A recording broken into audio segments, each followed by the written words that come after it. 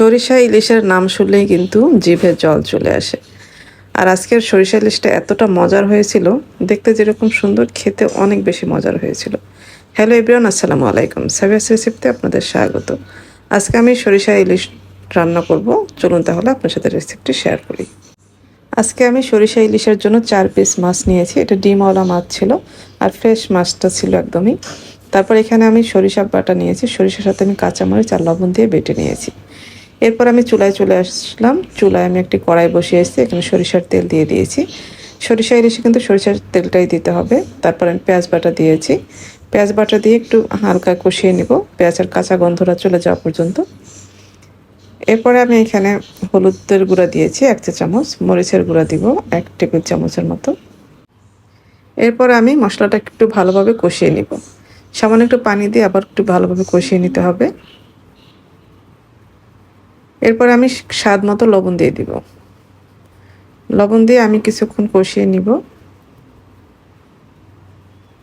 এখন আমি এখানে সরিষা বাটাটা দিয়ে দিব। সরিষা বাটাটা সবার শেষে দিতে হবে। সরিষা বাটা কিন্তু বেশিক্ষণ জাল করলে তিতা হয়ে যায়। আমি সরিষার বাটিটা ধুয়ে আর একটু পানি দিয়ে দিয়েছি, দিয়ে সামান্য কিছুক্ষণ কষিয়ে নিব। এরপরে আমি এখানে মাছগুলি দিয়ে দিব। মাছগুলি দিয়ে একটু 2 মিনিটের মতো আমি কষিয়ে নিয়েছি, একটু উল্টে পাল্টে দিয়েছি। এরপর আমি এখানে পানি দিয়ে দিব। ঝোলটা যেরকম রাখতে চান সেই অনুযায়ী পানিটা দিবেন। আমি আজকে একটু ঝোল রাখবো।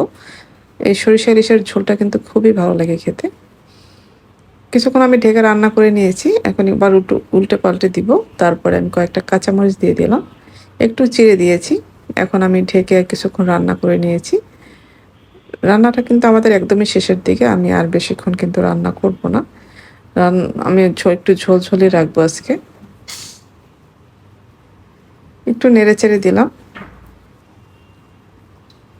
এখন আমি এটা ঢেকে কিছুক্ষণ দমে রেখে দিব।